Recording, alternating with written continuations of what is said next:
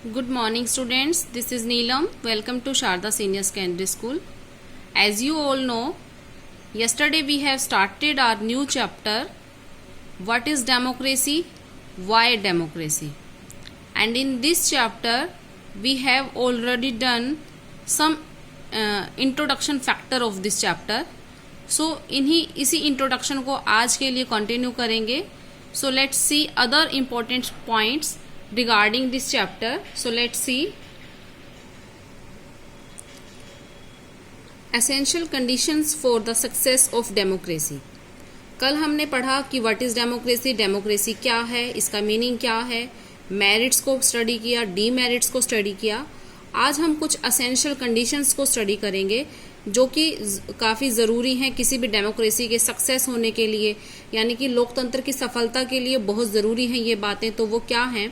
So in this case our first point is alignment citizenship, यानी कि citizens का जागरूक होना बहुत ज़रूरी है. जो नागरिक हैं उनको अपने राइट्स एंड ड्यूटी के बारे में पता होना चाहिए, तभी डेमोक्रेसी अच्छे से वर्क कर सकती है. उनको पॉलिटिकल नॉलेज भी होनी चाहिए. So it is a essential step for democracy, enlightenment, citizenship. Next है एजुकेशन. एजुकेशन यानी कि लोगों का पढ़ा होना बहुत ज़रूरी है, पढ़ा लिखा होना, उनके पास पॉलिटिकल नॉलेज होनी चाहिए. वही बात अगेन आ जाती है क्योंकि जो पीपल ऑफ डेमोक्रेसी होते हैं उनको मेन पावर होती है उनके हाथ में किसी भी गवर्नमेंट को क्रिएट करने की या उनको सत्ता से हटाने के लिए काफ़ी मतलब की वैल्यू होती है किसी भी डेमोक्रेटिक कंट्री के अंदर लोगों की. तो उन लोगों को अगर नॉलेज ही नहीं है कि क्या अच्छा है उनके लिए, क्या बुरा है, तो वो कैसे डिसीजन ले सकते हैं.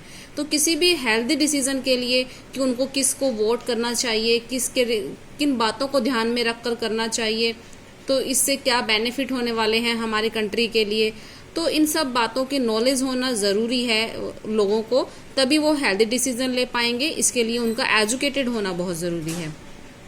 इसके बाद आ जाता है protection of fundamental rights. Fundamental rights को प्रोटेक्ट किया जाना चाहिए डेमोक्रेसी के अंदर. जहाँ राइट्स प्रोटेक्ट नहीं होंगे तो वहाँ डेमोक्रेसी अच्छे से वर्क नहीं कर पाएगी, क्योंकि जिन सिटीजन्स को मतलब कि अपने अधिकार ही नहीं मिल पा रहे हैं तो वो अच्छे से रोल प्ले नहीं कर पाएंगे किसी भी डेमोक्रेसी के अंदर. Social and economic equality. Social and economic equality होनी चाहिए. ऐसा नहीं है कि अगर किसी की प्रतिष्ठा बहुत अच्छी है समाज में या किसी के पास बहुत पैसा है तो उस पर्सन को अलग से वैल्यू की जाए और जो लोग गरीब हैं जिनका इतना अच्छा स्टेटस नहीं है उनको मतलब कि वैल्यू ही ना की जाए. तो डेमोक्रेसी के अंदर बहुत ज़रूरी है इक्वालिटी का होना, समानता का होना बहुत ज़रूरी है. नेक्स्ट आता है फ्रीडम ऑफ प्रेस.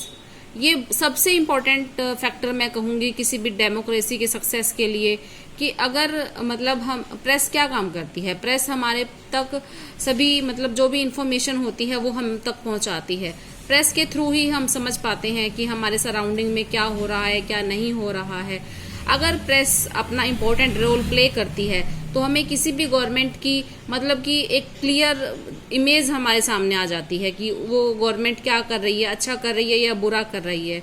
तो प्रेस को चाहिए कि जो गवर्नमेंट है उसकी बुराइयों को हमारे सामने लेके आए और उसकी अच्छाइयों के लिए भी हमें बताए. तो प्रेस का बहुत इम्पोर्टेंट रोल होता है डेमोक्रेसी के अंदर, और ये अपना काम मतलब कि फ्रीली करे बिना किसी डर के.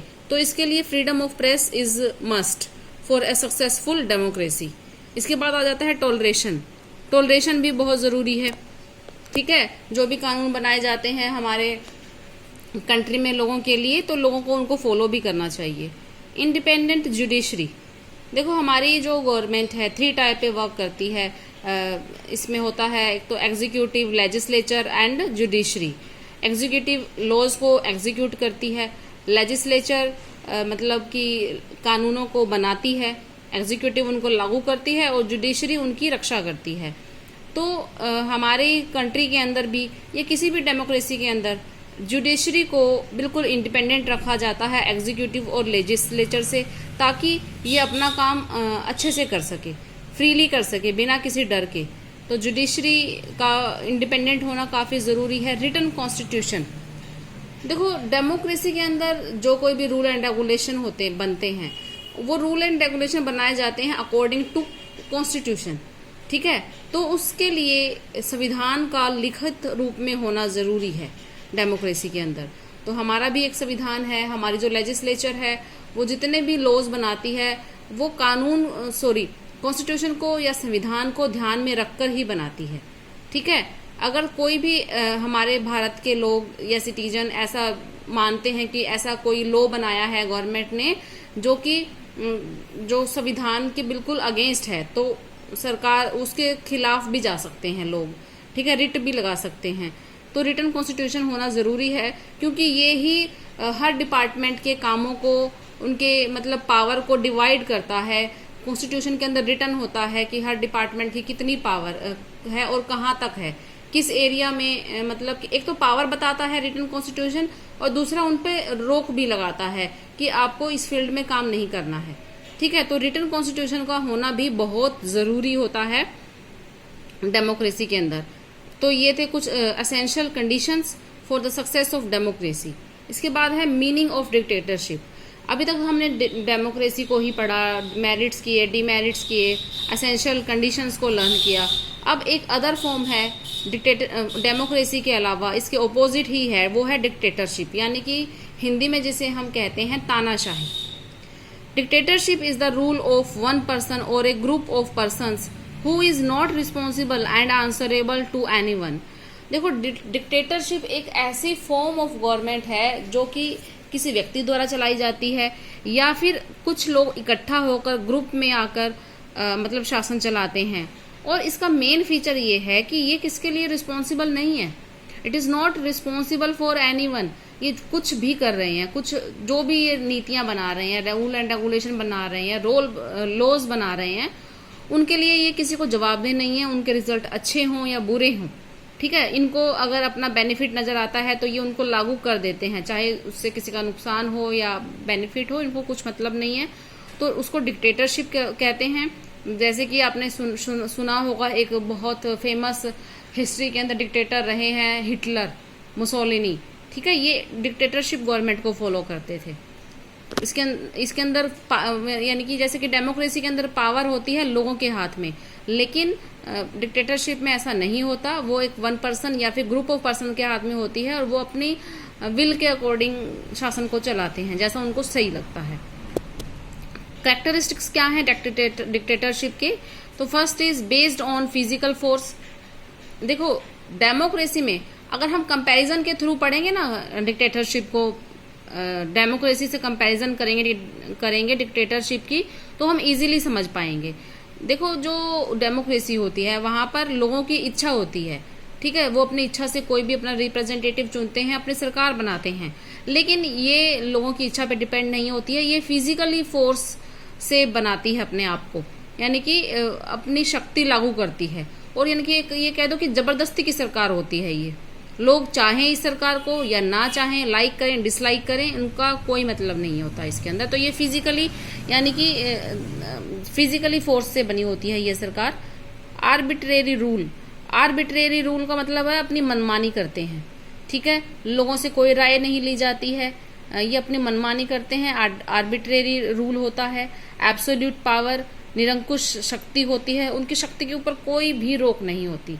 मैंने अभी बताया था ना कि कॉन्स्टिट्यूशन का रिटन होना जरूरी है डेमोक्रेसी में, क्योंकि रिटन कॉन्स्टिट्यूशन रोक लगाता है कि किसी पर्सन की या किसी भी ऑफिसर की कितने राइट्स हैं और किस फील्ड तक हैं, और इस फील्ड से ज्यादा बाहर वो नहीं जा सकता। तो एक रोक भी लगाता है रिटन कॉन्स्टिट्यूशन। लेकिन इनके पास डिक्टेटरशिप के अंदर एब्सोल्यूट पावर होती है, ये कोई रोक नहीं होती है इनके ऊपर। फेथ इन वायलेंस, हिंसा में विश्वास करते हैं। कोई रूल इन्होंने लागू किया और अगर वहां के लोग अगेंस्ट हैं इन रूल्स के, तो ये उनको फोर्सली वायलेंस के थ्रू, यानी कि हिंसा के थ्रू, मारपीट के थ्रू भी उनको लागू करवाते हैं। नो राइट्स, लोगों के पास कोई अधिकार नहीं होता, वो अपनी आवाज नहीं उठा सकते। Control over means of communication, बहुत इंपॉर्टेंट है ये कि मीन्स ऑफ कम्युनिकेशन पर इनका कंट्रोल होता है। वहां की मीडिया इनकी मर्जी के खिलाफ कुछ नहीं मतलब कि प्रिंट करवा सकते, कुछ नहीं छपा सकते वो लोग। जैसे कि डेमोक्रेसी के अंदर फ्रीडम ऑफ प्रेस होता है, तो वो अपनी इच्छा के अनुसार सरकार को क्रिटिसाइज भी कर सकते हैं, लेकिन यहाँ ऐसा नहीं होता है। उनका पूरा का पूरा कंट्रोल होता है कम्युनिकेशन, मीन्स ऑफ कम्युनिकेशन पर। Tenure of the office of A dictator is not fixed. किसी भी डिक्टेटर का, किसी भी तानाशाह का कितना टेन्योर रहेगा, कितने टाइम पीरियड तक वो शासन करेगा, कुछ भी फिक्स नहीं होता है। जब तक उसकी चलेगी, ठीक है, वो जब तक वो फोर्सफुली रहना चाहेगा वो रह सकता है। अगर वो कहीं कमजोर पड़ जाता है, उस केस में जनता उनके खिलाफ जाकर उनको सत्ता से हटा सकती है। अदरवाइज उनका फिक्स टेन्योर नहीं होता, वो अपनी मर्जी के अनुसार जब तक चाहें शासन में रह सकते हैं। तो ये थे कुछ डिक्टेटरशिप के करैक्टरिस्टिक्स। अब इसकी मेरिट्स को पढ़ते हैं। देखो, हर चीज की अच्छाई भी होती है, बुराई भी होती है, plus and positive and negative दोनों एस्पेक्ट होते हैं। तो इसकी मेरिट्स क्या है? Strong administration. इसका एडमिनिस्ट्रेशन स्ट्रॉन्ग होता है क्योंकि पावर एक व्यक्ति के हाथ में होती है या फिर एक ग्रुप के हाथ में होती है। तो अगर कोई इमरजेंसी आ जाती है तो एक क्विक अगर उनको डिसीजन लेना है तो वो जल्दी से ले सकते हैं, इसलिए इसको स्ट्रॉन्ग एडमिनिस्ट्रेशन कहा जाता है। यूजफुल इन इमरजेंसी, ये मैं फर्स्ट पॉइंट के अंदर ही बता चुकी हूँ कि इमरजेंसी है, कुछ उन्होंने डिसीजन लेना है तो वो जल्दी से ले सकते हैं। उनको ये नहीं है कि अब उनको मतलब कि राज्यसभा से पास करवाना है, अब उनको लोकसभा से पास करवाना है किसी कानून को। इमरजेंसी में क्विक डिसीजन लिए जा सकते हैं। डिक्टेटरशिप के अंदर प्रोग्रेस होती है, इसके अंदर यानी कि ज़्यादा प्रोग्रेस की संभावना होती है। नेशनल सॉलिडिटेरी होता है कि एक रूपता पाई जाती है, हर जगह एक जैसा शासन होता है। ये नहीं है कि जैसे हमारे इंडिया में होता है, स्टेट गवर्नमेंट होती है, सेंट्रल गवर्नमेंट होती है, स्टेट में अलग रूल्स होते हैं कई बार और सेंटर के अंदर अलग रूल्स होते हैं, तो ऐसा नहीं होता। यहाँ एक रूपता पाई जाती है। लेस एक्सपेंसिव, कम खर्च वाली होती है।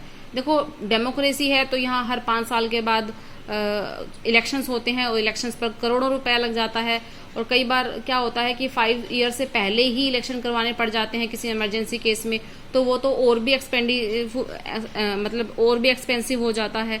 तो ये एज कंपैरिजन टू डेमोक्रेसी ये थोड़ी लेस एक्सपेंसिव है। तो ये डिक्टेटरशिप की मेरिट्स थी। इसके बाद है डीमेरिट्स ऑफ डिक्टेटरशिप। इसकी बुराइयां क्या हैं, डीमेरिट्स क्या हैं? डिस्पोटिक गवर्नमेंट, ये मतलब कि एक निरंकुश सरकार होती है, इस पे कोई अंकुश नहीं होता, इस पे कोई रोक टोक नहीं होती। No importance to the individual, किसी व्यक्ति को कोई इंडिविजुअल को कोई इम्पोर्टेंस नहीं देते हैं ये लोग।